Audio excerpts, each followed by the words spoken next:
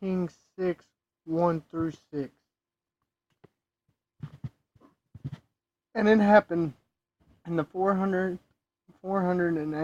year, after the children of Israel had come out of the land of Egypt, in the 4th year of Solomon's reign over Israel, in the month of Ziv, which is the 2nd month, that he began to build the house of the Lord.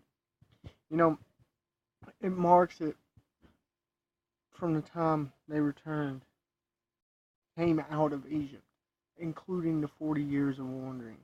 During this period of time, they had the Ark of the Covenant. They had a tabernacle built. But no permanent foundation to worship the Lord was yet made. There's no permanent placement, no place known as the Lord's house at this point in time. Permanent. It was to move about still, even though it's in the same place now for years.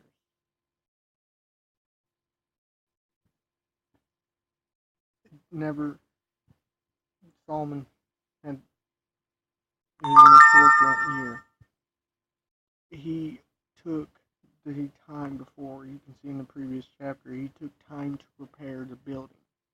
He got the blocks ready. He got the plans ready. He got things in order. Now they're just putting it together, actually constructing it. The planning process, all this stuff was done before the 4th year. In the first 3, this is what he did. Got the blocks, got everything ready, the lumber, the stone, marble, all this. He prepared in 3 years. In the 4th, it was time to start building. There comes a point where the Lord prepares us, but there's a time He's prepared us, and we need to start using that preparation to serve. Solomon had prepared, and now it's time to do.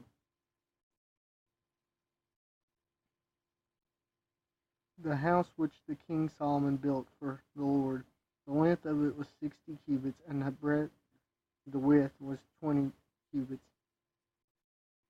The breadth, the length, width, and the height of it was 30 cubits. Now, a cubit is approximately about 3 feet. It says it's approximately 90 feet long, 30 feet wide, 45 feet high. This was a massive building. This was a big building. It was also put on a mount, that way it could be seen far off. The fact is, big buildings symbolize power. Well, there's no one more powerful than God. So this building couldn't have been a hut. First of all, it needed to be big enough to do all the stuff that it needed to be, and it needed storerooms and all this stuff. But it needed to be big simply because it was God's building, God's house. Verse 3, the porch of the temple. The porch before the temple of the house, 20 cubits, was the length of it, according to the breadth of the house, and 10 cubits was the breadth of it before the house. So it had a porch on it. Now this is where they would assemble and meet the priest, and probably be checked to see if they were clean or unclean. This is probably where this done, because it did not take place in the confines of the temple, but they were to be checked by a priest. This also may have been later where the Gentiles met. This structure here became known as Solomon's porch. Verse 4. For the house he made windows and fixed lattice work. So he puts windows in it. That way they can get a natural light in the building. Most buildings without windows oftentimes are gloomy and depressing, and God's house don't need to be depressing. Verse 5, against the wall of the house he built stones round about, against the walls of the house round about, both of the temple and of the oracle, and he made the side chambers round about. So these side chambers were possibly used to store things, possibly used for other means. Now, when it says he made, Solomon didn't actually make it. Solomon made sure it was done. He had workers to make it. He had stone cutters to cut the stone. He had lumberers to cut the wood. He had builders to construct it. Verse 6.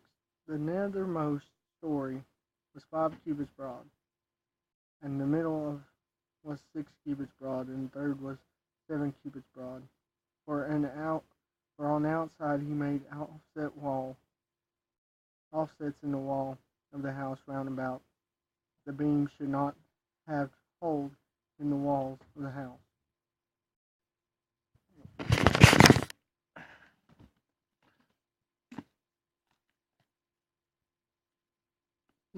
Verse 6.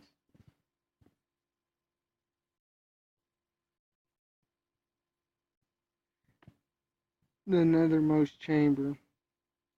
So the lower story was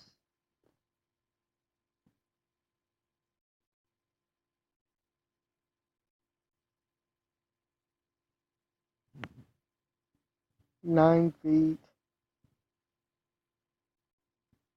high, I guess.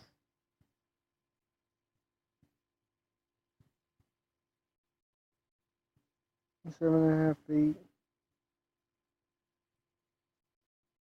about 24. This was kind of a small area.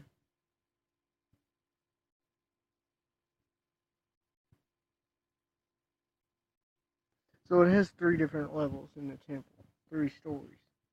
It's a 3-story building, which is very uncommon in them days. Building beyond 1, to build 2 isn't common, but to build a 3rd story usually wasn't typical. This showed the importance and value of the building, which was for the service of God. God's house is important. It needs to be seen as important. Any place we go to worship God is important. And it's made holy. And it should be treated as such. Even when we serve God at home, that time should be special and uninterrupted.